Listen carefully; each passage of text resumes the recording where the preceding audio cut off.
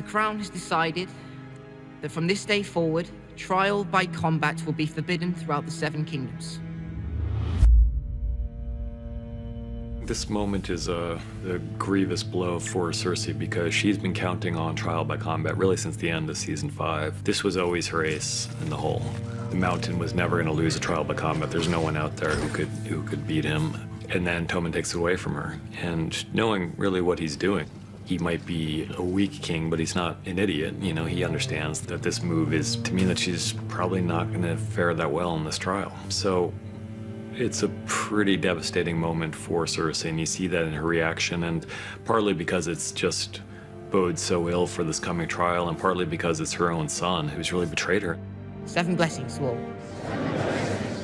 You know, he's in a tough position where he has to do what he thinks is right, and unfortunately for Cersei, what he thinks is right in this moment is doing something which is very much against Cersei's interests. My name is Brienne of Tarth. Please inform Sir Jaime Lannister I've come to speak with him.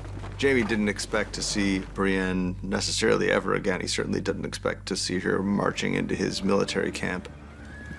And his relationship with her is obviously very complicated and fraught and has undercurrents that he's uncomfortable with feeling. You gave it to me for a purpose. I've achieved that purpose. Giving her the Valyrian steel sword was no small thing. There are probably like 10 of these things in the world. It's yours. It will always be yours. He's given it to her, not to carry out one task or for one stretch of time, but for the rest of her life. I think that's a symbolic, meaningful gesture on his part. And yet, here she's honor-bound to point out that they're not on the same side in this fight, and that if it turns to a real fight, they may end up having to actually fight one another. It's these two who are not quite sure of how they feel about the other, and he lets her go. You know, he'd be well within his rights to send his men after her to capture her, and it wouldn't be that hard to capture her since she's being slowly rowed away by Podrick, but he doesn't. She might technically be an enemy now that she's serving Sansa Stark, who is still obviously a suspect in Joffrey's murder, but she's not Jaime's enemy. So he's letting her go, and she knows that he's letting her go, and you know, who knows if they'll ever see each other again.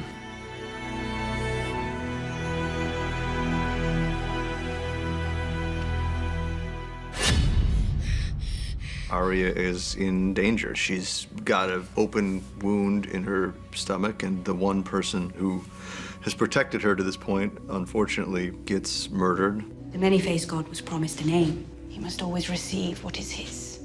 And now he's been promised another name. The fact that the many-faced god gets the people who have been promised to him really makes you think that there's just almost an inevitability about what happens to people who run afoul of the Faceless Men, as Arya has done.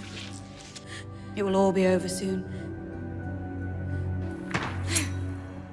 Getting to the final part of the sequence, Arya's telling Jaqen by putting the face on the wall that this account is settled and we're good here, and now I'm gonna walk away, and I think she knows what the answer's gonna be. Finally, a girl is no one. The implication is obviously that Jaqen on some level was rooting for the outcome that he got. He may be no one, but there's still enough of a person left in him to respect and admire who this girl is and what she's become. Arya finally tells us something that we've kind of known all along, that she's not no one, she's Arya Stark of Winterfell.